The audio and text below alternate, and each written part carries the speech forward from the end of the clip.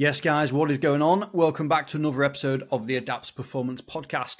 So in today's episode, we are joined by Matt Croyle. So I know Matt from our time at university and now we're pals.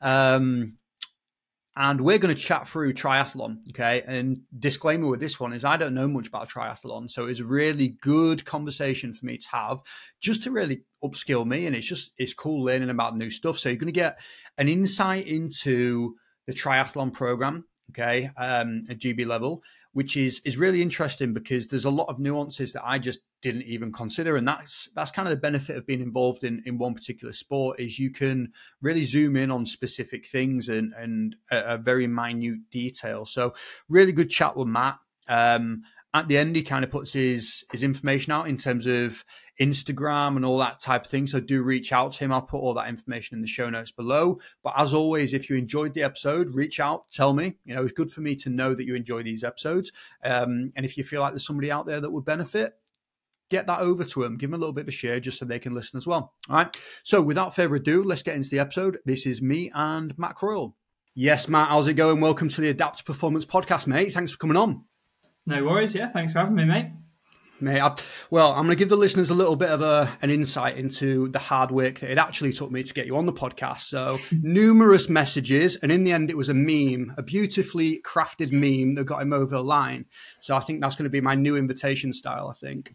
That meme was good. That it was what got me over the line, to be honest. I saw it. I was like, well, I can't not come on now. He's put at least 5 minutes of effort into that. At least. Right then, Matt, give us a little bit of a whistle-stop tour of who you are, why have I got you on the podcast, and what you currently do. Yeah, so my name's Matt Croyle. I guess I know you from university initially, and now we're good friends. And I guess a bit about my background. Went to Sheffield Hallam University, where I did undergrad and postgrad. So I did those both in sports science, and then the second one was in applied sports science, I believe. And from there, I kind of went to work in like a plethora of a few different roles, but particularly around age group sport, youth sport, and also university. So I worked across a whole kind of like that multi-sport discipline. So I was exposed to a variety of sports, a variety of different situations, ones where you don't have really anything to use, you've just got a field, to others where we had a little bit more equipment. We've got physios working there and stuff. And that had eventually led to me being successful in the role for the British Triathlon role. So I was working 3 days a week across the Olympic and Paralympic programme, and then 2 days a week with the multi-sport role through the EIS. And then I've stayed within that role. I'm still in that role now, except the multi-sport part has changed a little bit for me. So I'm doing 3 days a week with triathlon and then 2 days a week with British shooting, which is still fairly new to me. And my week looks a little bit different with them because it's a remote-based role and travel to camp. So I'd say I'm in Loughborough with the triathlon guys most of the time, and then I dip in and out of kind of my British shooting role as and when needed, and the rest of it is remote. Love it. Man, that's cool. I think I personally feel like that route is very common with the people that I've had on. Maybe it's because it's been Sheffield Hallam based, but the mentality of getting a multi-sport experience and becoming a generalist, a good problem solver, having no resources, having medium resources, and probably now where you're currently at, I imagine, you know, not to get you in trouble with the bosses who may be listening, but I reckon you could get anything, you know, signed off if you needed to, if it was in the name of performance. Yeah, I think, there's pros and cons to all of those situations, right? And I think the pros massively outweigh the cons when you're developing, and being in those situations, like you said, just put you in so many different situations. I think they can initially, and in the time and in the moment, feel really frustrating. And I think there was definitely times where I've been frustrated where I've not had the resources I want, or maybe not quite got the athletes that are quite as dedicated as you would like. But really, it teaches you a lot about communication, about using what you have, and about the way you plan a lot. And then, in my scenario now, I have more resources available for me. If I can prove that we kind of need it, or it might have an effect on performance, then I might be able to secure that funding for that. But equally, I've probably got some blind spots where I'm actually being a bit lazy around keeping up with certain bits of information, or we've got physiologists working with us, got nutritionists, so maybe I fall behind on those pieces. So you get a bit more of that holistic, you're doing everything when you're an S&C coach with not many resources around. Yeah, you're right in what you're saying there. It's definitely a pros and cons situation. I think I always have this up and down with like staying in your lane versus, outsourcing and using the team around you. And I guess it all depends on the environment around. But I think I was thinking literally this morning as I was kind of pottering around the house, making my coffee and stuff, how I've had some experiences in my career so far that have been so far away from what I would class as performance, but I feel like I've had a direct correlation to me being the coach or the communicator that I am now. And one of the things I was thinking about, do you remember Chris Fitzgerald from Hallam? Yes, yeah. So for a little bit of backstory, if people don't know Chris is he's a strong man. He's super strong, really good coach. But he's done his PhD in using exercise as a recovery mechanism or a recovery tool for drug and alcohol addiction. And I can remember doing I was doing circuit classes for him for the drug addiction group, and that was such a eye-opening experience. Like you've got up the road, I think I was working with some TAS athletes, that are trying to be high performing. And then 10 minutes later, I'm down at the bottom of the hill and I'm trying to teach somebody who's literally 3 days off heroin or whatever, how to squat properly and try to keep him engaged. And I found that such an interesting thing because you're wearing so many hats in one day. And that to me is one of the things that I would lean on, is like being able to dart from situation to situation and use problem solving. I don't know if you kind of have those types of scenarios that you can kind of draw upon. Yeah, definitely. I've not got one quite as extreme as that juxtaposition, but yeah, like within kind of university settings, whether it be working with teams that really there's some people there that don't want to be there because they're just kind of they need to attend X amount or whatever. Or I can think back to some times where it was at Uni of Hertfordshire, and we had a couple of kind of classes like Olympic lifting ones that kind of any student could come to, really. It didn't even have to be students. And you get someone that's turned up, actually, they've never done any training in the first place. They've just kind of said Olympic lifting, oh, that sounds cool. And then they end up there and you've gone from, like you said, coaching one session with a high performing individual into another one where someone's a really low training age. And I think ultimately that just demonstrates your ability to change communication styles, to read the situation in the first place. And I think young practitioners should try and expose themselves to those kind of situations, whether it be personal training, fitness instructor, and even if that involves sitting on a desk for a bit, just so you can get a bit of time coaching someone later on in the evening or whatever that is. Utilize those opportunities, put yourself in a variety of situations is only going to help you down the line when you're also put in, okay, there might be more performance driven, but a variety of situations. Again, there's always kind of components that are going to carry over, whether it be communication, listening skills, decision-making processes, or utilizing the MDT around you. 100%, mate. I'm glad we're aligned on that, and I pretty much could have predicted that. I don't think that's going to be a controversial opinion anyway. I think that's most people that are in the industry probably have those. Yeah. So go on then, give us a little bit of an insight into triathlon. So as a little bit of a disclaimer, mate, I know very, very little about triathlon. So give us a little bit of an upskilling session on what triathlon is at the current level where you are. Yeah, so I work across Olympic and Paralympic, and if we start with we'll start with Olympic guys. So when they get to the Olympics next year in Paris, they'll race Olympic distance, or standard distance, it's also known as, which is a 1,500 metre swim, a 40 kilometre bike, and a 10 kilometre run. But throughout the season, they will also dip into sprint distance races, and sprint distance racing is what the para guys race at the games. So that is 750 metre swim, a 20 kilometre bike, so it's just half, and then a 5 kilometre run. And obviously we've got the two transition points between those, so from a swim to a bike transition and a bike to a run transition. And in the para, we have quite a few different categories. So we've got wheelchair, we've got visually impaired, and then we have PTS 5, 4, 3, 2. So 5 will be our most able athletes, all the way down to PTS 2, where you have the most impaired athletes. So they all race the same distance. So that's a little bit in terms of like the actual, like, I guess, generic demands of what they have to go and actually deliver on the day. The only other kind of key difference between para and Olympic is para is more of a time trial. So although you're racing other people, you're not allowed to draft, so you're not allowed to sit behind them on the bike, which reduces the person who sat behind's power that they have to put out to sustain a given speed. Whereas on the Olympic side, it does become a bit more tactical because they're allowed to draft. It's draft legal racing. So you could have a pack, a bit like in the Tour de France going on at the moment, a pack of riders of 15, 20 or whatever, and the person sat in the middle is putting out less watts than the person sat on the front. So then it becomes a bit more tactical in the way you approach that.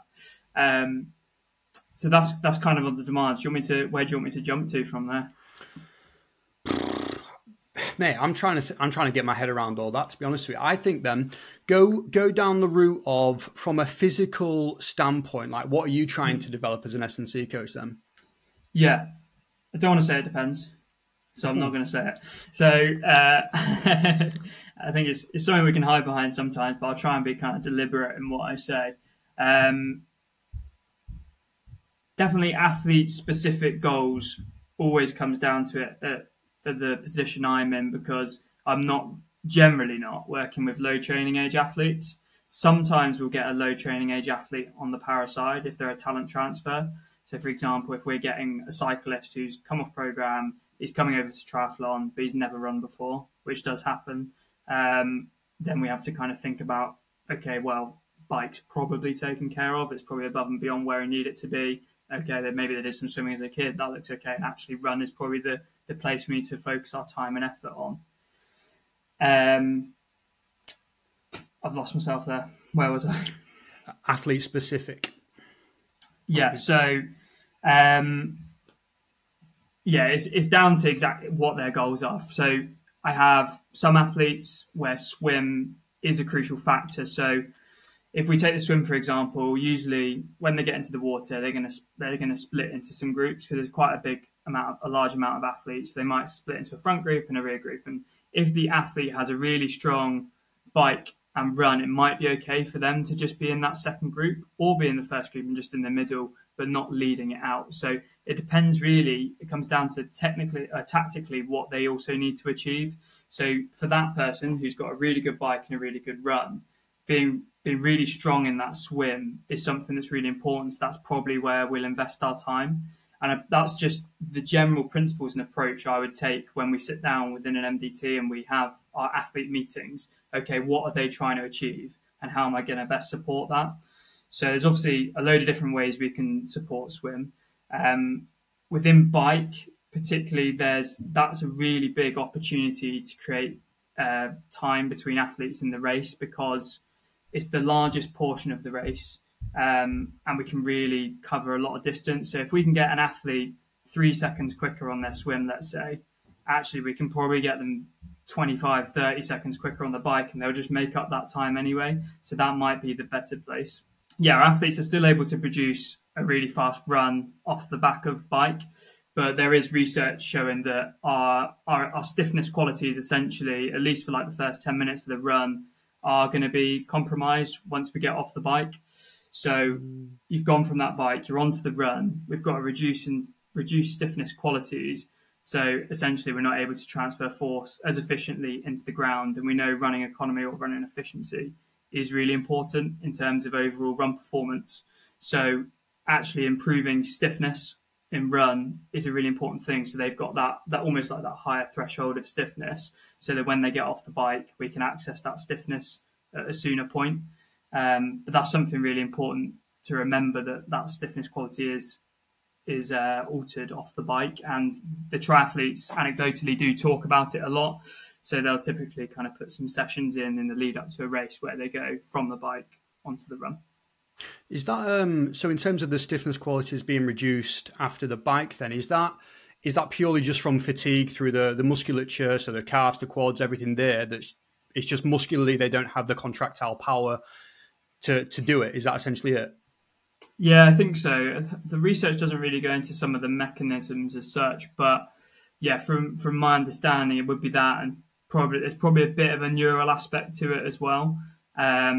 Because the body does eventually respond. That kind of decreased stiffness is only kind of at that start point in the run. So I think it's probably positional wise. So on the bike, generally they're set up in a position where it used to be On the para side, it's much more of an aerodynamic position because they've got some slightly different rules, which I won't go into, but they can essentially get into a bit of a nicer aerodynamic position. So they'll generally use a bit more hamstring, a bit more glute than they will quad. So they'll almost like try and use that position to help kind of save quad in particular. And then once they're onto that run, you're in a position where hopefully you're a little bit fresher. But yeah, ultimately there's probably both. There's probably some neural components to it as well as actually morphological components.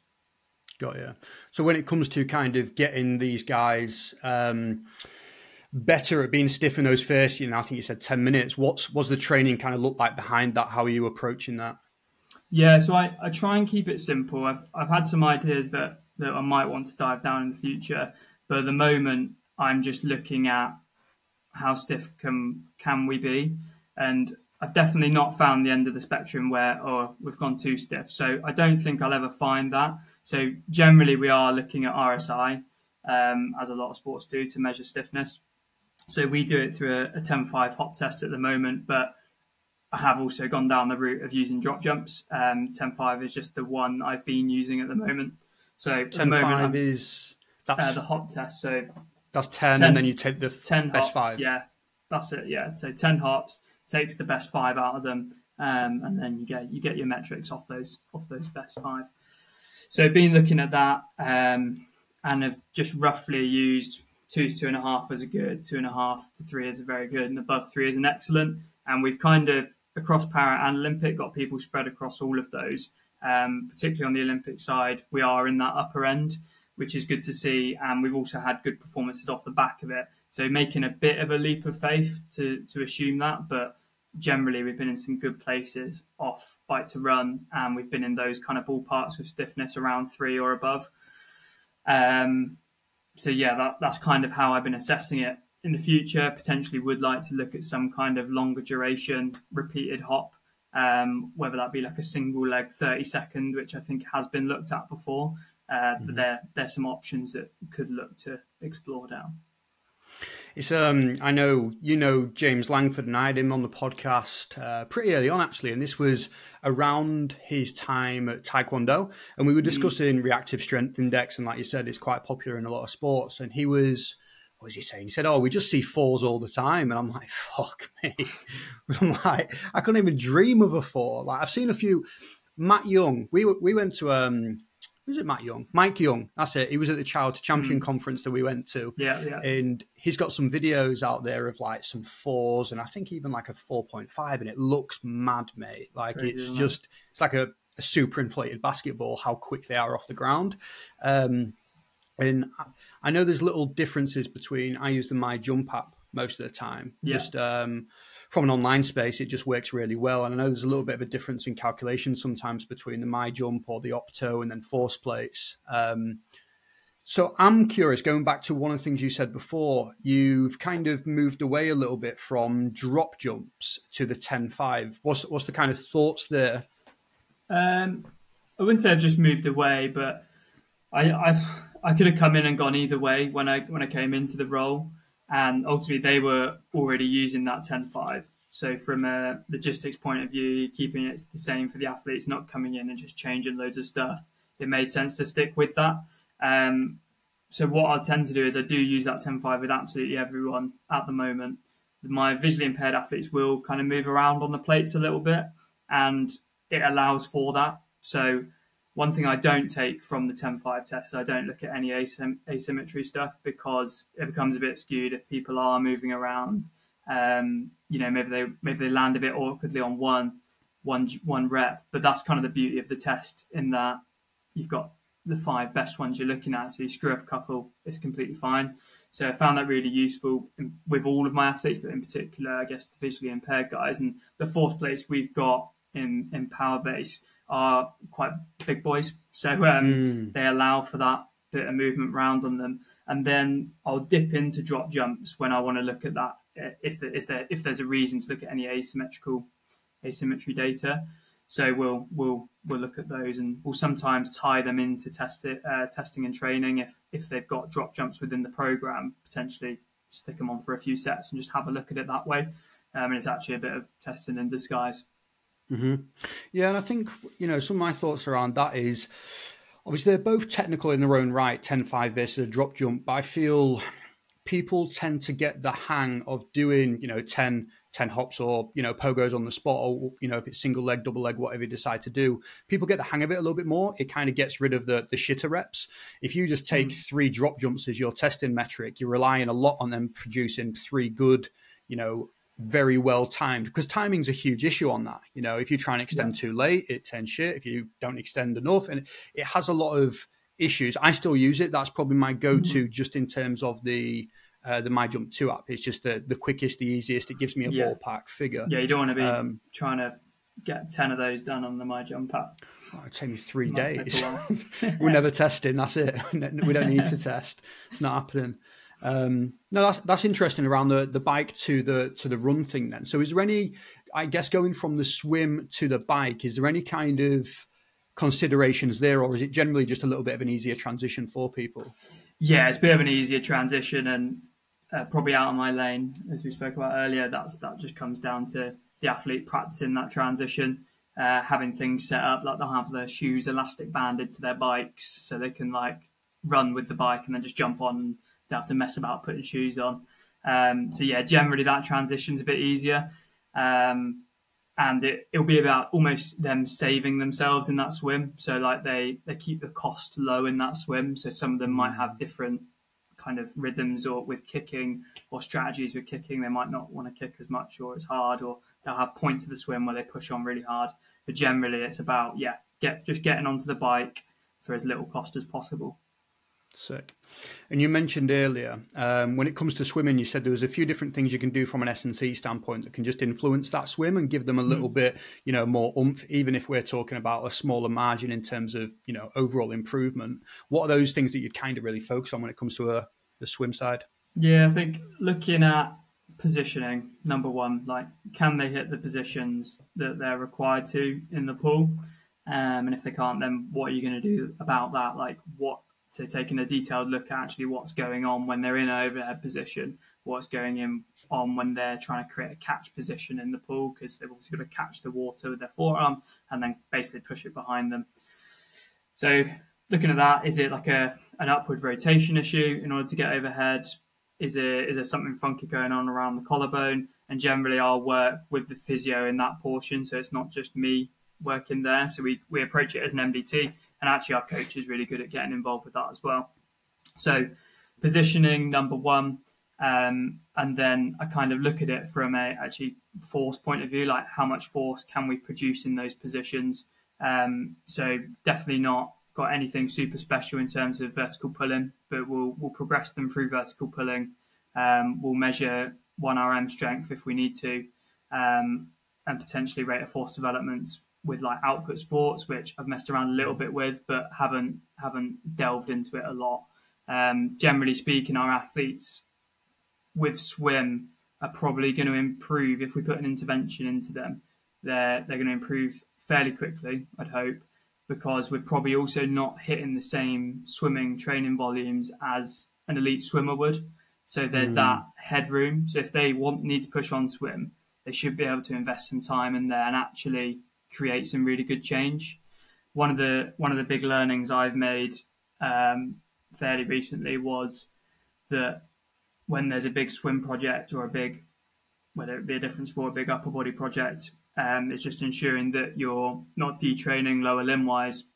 And I set out with that program to actually maintain, but I probably wasn't quite maintaining. So it comes back to what's actually more important. Was it putting all this time and energy into swim, which has made swim 5 seconds better, but we've put X, Y, or Z at risk by detraining, whether that be an injury risk, whether that be a performance risk. So it's negating those risks as much as possible, whilst also kind of looking at the broader picture, really, of swim needs to go up, but what about everything else?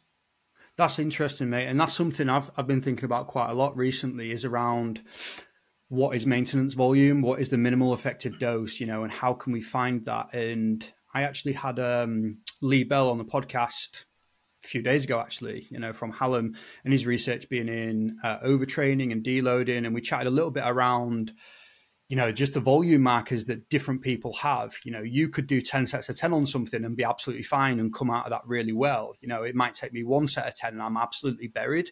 And, he basically just reflects on the fact that it is a really individual thing, and it's trial and error and trying to build phase on phase, cycle on cycle. And I suppose I might be wrong here, but triathlon probably have a little bit of a database of information around testing and that type of thing, just to lean on a little bit and use. Yeah, we've definitely got a fairly decent database of testing. We kind of have our standards that we roughly stick to, and sometimes need to push on for certain athletes where actually we know we need them to be above and beyond, or others where we're actually comfortable where they're a little bit less. But going back to your point around kind of the volumes, definitely agree. It's individual, finding out what works for people and sticking with that if it's going well, and not feeling like you just need to change it. I would just urge people to stick with that and not just try and push and push. I guess in my situation as well, if I find the limit, I don't really want to find the limit, because that could end up in me being sacked. But yeah, so I think definitely have done it on myself before, found the limit, and that's fine. That's really useful information for me to go and use in my own training. It's just then when you're working with certain athletes, ensuring that you understand where that limit is, just roughly ballpark wise, and you can get closer to it, but not finding it and regretting finding the crossing limit. the line. Yeah, that's an interesting topic in itself, isn't it? Like, as S&C coaches, when saying it how it is, you are employed to do a job, and if you do that job badly, which in this case we'll say injure somebody, or you don't do what we should be doing, that could then have big repercussions. And I think as S&C coaches, that leads us to, in some cases, be overly cautious, and it's interesting, because I think if you go back to, if I've got any uni athletes here that I've worked with in the past, they're probably going to think I'm a wanker, but you can push it a little bit more because they don't have the same training demands. They don't have the same kind of pressure on them performing well at an Olympic Games. So I know when I was at uni a little bit more, I would experiment a lot more, because I'm trying to, hone my craft. I'm trying to really develop things and push it. And I suppose at your point, everything needs to be rationalized and needs to be as evidence-based as you can get to really secure those gains. Yeah, and I think that's probably what going from a university environment into British triathlon. That's probably the thing I noticed the most, was that every little stimulus is a stimulus for these athletes, and it could be the next one that just pushes them over the edge for that day, week, or month. So being really careful with that. Like our Olympic guys, some of them are up at between 20 and 30 hours of training a week. And it's just being very careful with that. That's a hell of a lot of training. And sometimes, I have to remind myself that they aren't doing that much. Like, they are on the bike on a Saturday for 4 to 5 hours in the winter, and then they've got to run the next day, and they're swimming 6 days a week or 5 days a week. So it's just being careful with that, being data driven or data kind of guided where possible, but also not losing that instinct of, it's not just a science, it's also a bit of an art. And I had an athlete not that long ago say to me, we've not changed the Achilles loading, ISO stuff. And we've not changed it, it's working. And it's still not changing. It's been like that for 3 or 4 months, which when you're in uni or whatever, you're like, but it has to change every 4 weeks, because it's how it works. When actually it doesn't need to be like that. It can just stay consistent, particularly those kind of things, which are a bit more health outcome rather than performance. But that's kind of my viewpoint. Yeah, and I think one of the things you said there, which I was going to lead on to this question actually, was around how much they're doing. And I think you said this 20, 25, 30 hours of stuff. The most is about 28, 29 hours. Yeah. And then I'd say the average, probably 22 to 24, around that. And that obviously varies within the year. You've got periods where they're going out and racing, where training looks a lot different. They've got kind of prep sessions in the lead up to races, versus the winter, where they're getting just a big volume of training in. And run volumes we've seen anywhere from 60 kilometers a week up to 90, 95 kilometers a week, which 90, 95 is a massive volume. Easy work. Yeah. Easy. I'm gonna smash that. That was us in lockdown, mate. We had that little group. We were all just smashing 5Ks, just trying to PB every single day. Well, I think you boys went out for a run on that Zoom call, and I think I opted for the bike. I think I had a dodgy knee at the time. Because still got the same dodgy knee now, but yeah, that's funny that. So I guess in terms of the total volume that these guys are, capturing during a week, then one of the things that in my mind I go to is like, how are we tracking whether they're doing well? Like, is there a wellness and monitoring process? Is there a certain increase of volume that you deem as being acceptable? Like, talk me through that process of making sure we don't cross over that line. Do you have one? Is it trial and error, or is it, gut instinct? Yeah. In terms of wellness monitoring, don't actually do any at the moment, but we will occasionally dip in and out of doing it. So with the amount they train and the amount they have on, I think they'll get very pissed off if we put a wellness monitoring in front of them every single day. And also, not all of our staff are full time, so therefore sometimes it would just become a bit of a logistical nightmare. So there'll be periods of time, maybe lead into a race or a crucial time. Maybe they've got a load of uni exams on, and we know that actually their training volume is only dropping a little bit. And because they've got some competitions a few weeks after exams, and that's going to be a really critical point to make sure they don't fall ill. So we cover it every week in our kind of MDT and even outside of that meeting. But yeah, there's no formal stuff. I'd say we are good at planning as an MDT group. Could always be better, but in particular around rehabs, we're really good around those volumes. So there will be an open conversation between me, physiologist, coach around, say, a return to run. So we have that really dialed in. And say the rest of the time, in terms of swim, bike, run, the coach leads on that alongside the physiologist. So any week to week changes probably aren't significant. I think we're pretty good at getting like a consistent kind of chronic amount of training in. It's probably the situations, again, I mentioned around racing, where it then changes a little bit. So gone through winter, they've been consistent all the way through winter. Get to race season, and then they're like flying to Abu Dhabi on a Tuesday, race on the Saturday, then they're back. They got a week back, and then they're off somewhere else. So it's very up and down, and it's just trying to keep that consistency where possible. So gym sessions, will try and get them into a gym if they're out in a different country. If they can't get access to a gym for whatever, then it's a hotel room based session or a hotel gym if there's one of those around. But we just try and keep that in there, and they're really well drilled on keeping plyometric stuff, whether it's low level or high intensity, and our calf working as kind of like minimum standards. So we're really hot on it, and we call it bone loading or tendon loading or calf loading or whatever. I think typically you kind of hear that bone loading or bony issues are what we kind of see the most in triathlon. And I think there is a history of them in all endurance sports. I wouldn't say we actually get that many. And when I've spoken to the physios, actually sometimes our injury audits get a bit skewed by like, we've not got loads and loads of athletes. So like one or two bone injuries across X time, then spikes it and it makes it look like a massive, massive problem. So trying to reduce risk of bone injuries is definitely a big one. And it comes back to that consistency of bone loading to get turnover of the bone. And then sat alongside that is a massive, obviously, component around nutrition and recovery. So yeah, overall, that's kind of what we're looking for through that race period, is that consistency of loading. What can we achieve? And you might just regress it, like, okay, we can't do our really heavy overcoming isometrics or our really heavy 10-second yielding isometrics, 15 seconds or whatever it is. But actually, okay, we're just going to go for a longer duration, 30, 45 seconds with a lower load. That it's not exactly what we want, but it's as close as we can get. It keeps them consistently in there and keeps the Achilles happy. Is that one of the things you tend to use quite a lot, like the isometric work for your guys? Yeah.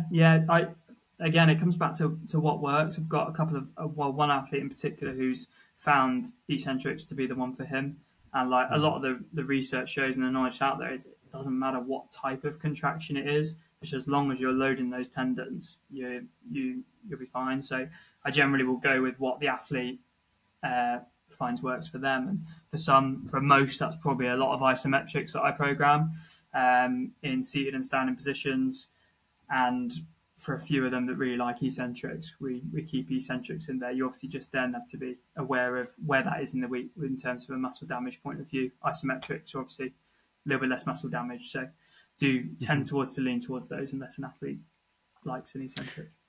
So I think with that, we I have like a little bit of a journal club going on with Adapt. Got a few of the coaches that are involved, and we've just gone through the Alex Natera Run Isometrics course, and I think his initial story of how he kind of come across overcoming isometrics was, it might have been triathlon, it was long distance running, but he basically said to this girl who did not want to lift weights, where you will not lift a weight, and obviously that's the play on words around isometrics is you will not lift it.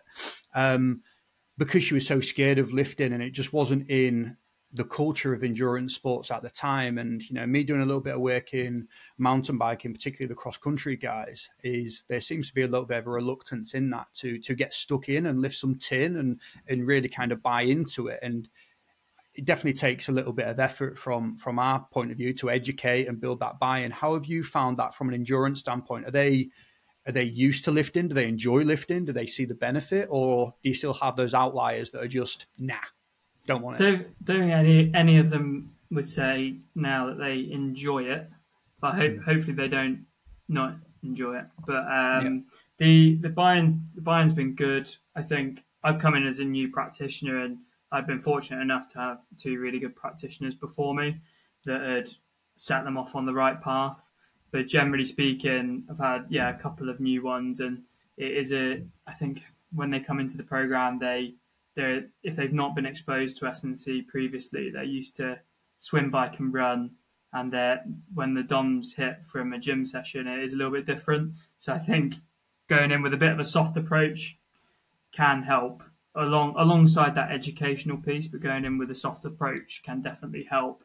But generally speaking, all my athletes will load heavy. I think there's periods where maybe we back off once we get to a certain intensity, but I think we've been pretty good recently about trying to just push past that. Like I think they plateaued a little bit. They get to like say 60 kilos and you got the blues on, and you go, yeah, nice. That's me loading heavy now. When actually it does continue past that. So I think it's just sometimes trying to remind them that we're loading at the right intensities, and you bring it back.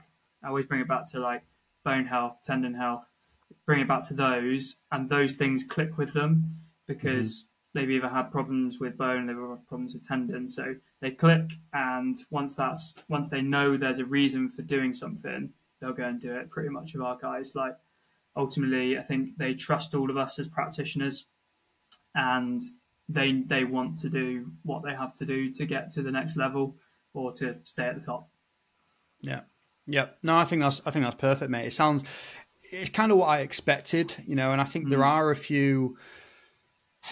You do hear some examples of people at the top that are kind of go against the grain in terms of strength and conditioning and sports science, and that does exist. And I think, it's probably a bigger conversation, but sometimes what it takes to get to the top is actually just not listening to common sense, because there is an element of the determination, the obsession potentially can come at the detriment of listening to those things.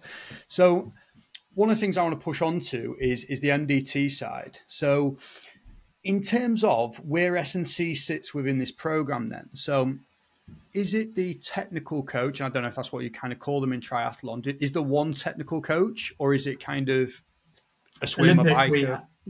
Olympic we have one. Paralympic we have two, and they cover all the three disciplines: swim, bike, run. I'm obviously based in Loughborough. The Leeds Centre does have a slightly different setup where they'll have like a swim coach.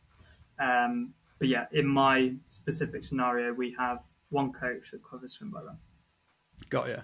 And then in terms of, I guess, a huge proportion of their overall training time is going to be, practicing the disciplines. So when it comes to deciding how much volume happens and whether they're going to be in more of a, I don't know, an aerobic block or whatever, is that something that the technical coach does alone? Do you have input on that and you're just the weights and power guy, or is it a back and forward and there is the checking and challenging and that type of thing? Yeah, I think so generally, and I've had it. Coach is really good. All the coaches I work with are really good, and one in particular almost like put it over to me like, where do you want to be involved in the process? And we've kind of got down to the point now where he will plan with the physiologist and athlete. He will plan their swim, bike, run. Will then come to me, and then that kind of back and forth kind of exchange will happen. Like ultimately, there'll be some scenarios where actually not often, but sometimes, usually within rehabs, and then but outside of that, not often, where S&C will be a critical factor. So if that is a critical factor, I'm probably drawn into that conversation a little bit earlier. But as the training volume is so huge across swim, bike, run, it's probably more of a physiologist. It's a physiologist and athlete, and we're really big on athletes driving their programs. So our athletes are very switched on. They all know what lactate threshold 1 and 2 is. So they're pretty switched on from a physiological standpoint. So they'll plan alongside that, come to me, they'll be the back and forth check and challenge, unless it's required that I'm involved a little bit earlier in that process. Got you.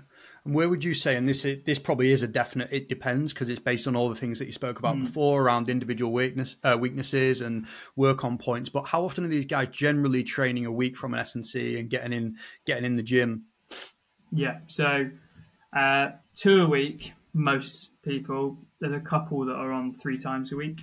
And then outside of that, there might just be like top-ups. So if someone's got a niggle around Achilles, so we've got one at the moment where, there's some load, they're on like a day on, day off loading.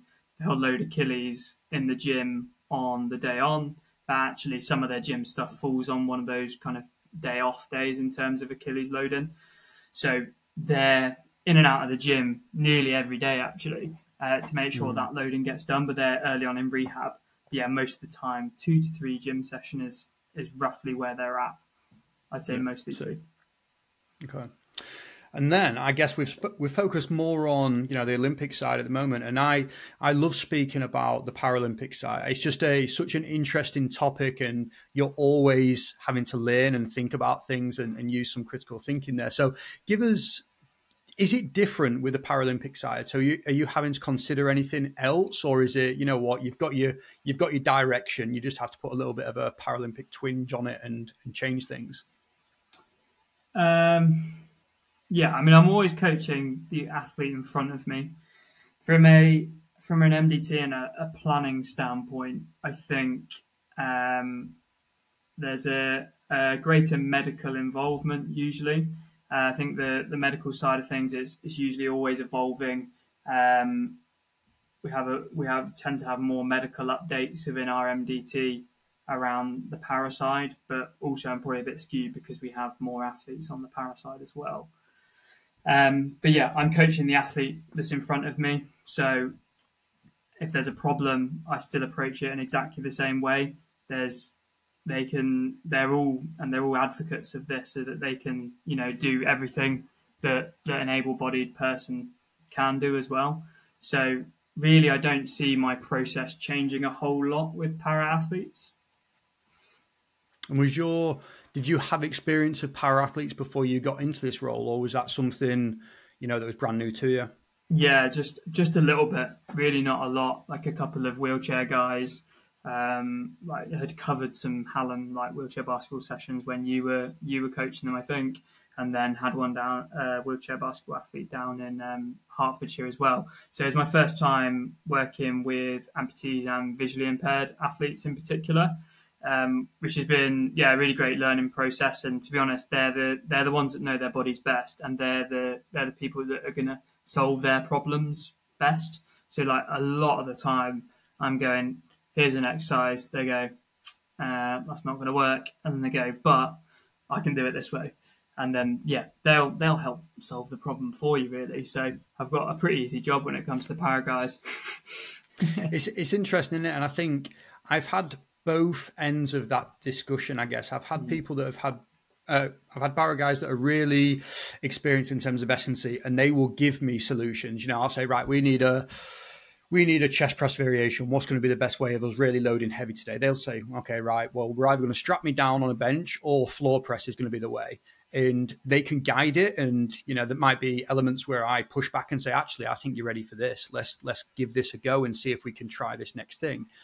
But then I've had the other side of it where they haven't been in the gym before, and depending on, what the impairment is, there's elements of you trying to, slowly bed them into that process and ultimately give them, it kind of starts with a little bit of understanding around, what, we're going to try some stuff and it might not work, but we're on this journey together. We are going to explore it. And if it doesn't work, that's fine, because we've just found one way that doesn't work. And it's about encouraging trial and error and play and experimenting. Have you had that, or has that not really been a part of your role so far? Yeah, definitely. And it comes with the level of athletes. I've got some para guys that are at the top of the game, have been in 2 or 3 different sports before and know exactly what they're doing. And they don't need too much variation because what they're trying to do is push on a really niche thing within whatever. And then I've got others who are either fairly new to the sport, or have come from a different sport, a bit like the talent transfers I mentioned earlier, where they've definitely got that development to make up. And you have to get a little bit more creative. Me and the physio on the para side have a really good relationship, and we're not scared to, he comes into the gym, I go into physio, and we get into those conversations around specific athletes, and we have a play around. And as long as the athlete's aware, and usually they're comfortable within themselves to do that, to find what they can do, what they can't do, and how we can best help them, really. Yeah, sick. The physio side, mate, I think if I wasn't an S&C coach, I think I would have been a physio, because we had I'm trying to remember his name, Danny Paul. Did you ever meet Danny Paul, the physio from Hallam? Yes, yeah, I did. Yeah. So he was super nice guy, but whenever you'd have a conversation with him around injuries, I always just left those chats, one, a little bit mind blown, because I'm like, so much, and that's incredible, but also like the passion that he had within what he was talking about was like super infectious. You're like, fuck, I want to go away and read about ligaments, and like, I wish I could, well, I don't know. It's never too late to like retrain and just upskill in those areas, is it? Like, it can definitely happen. No, definitely not. And you learn loads from as much as the physios at work take the piss out of me, and at the moment there's only one of me and 2 of them. You do learn a lot from them, and it's about utilising them as much as possible to soak up those bits of information. I love that they take the piss out of you. Easy target. Yeah, I am, aren't I? Yeah, they're gonna be listening to this, just loving it. Buzzing. Mate, that's quality. I want to wrap up there, mate, because I think that was absolutely sick. Again, super interesting for me because I know very little about triathlon, and I've kind of left this with, a little bit more of an idea of what it actually takes behind the scenes. I just want to thank you, mate, very much for your time. That was quality.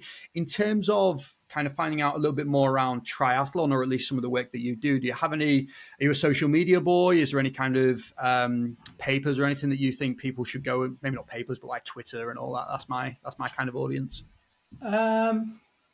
I'm not on Twitter, so you won't find me there. You can send me a follow on Instagram if you want, Croyle39, and just if you want to DM me anything or ask me any questions, I can point out some papers if people want to look at specific papers. But I've got an S&C page, but it's aimed at ice hockey, as you know, so it's a little bit of a stone's throw from triathlon. Yeah, love it, mate. Thanks again. That was absolutely sick. Nice one. Thanks for having me, mate.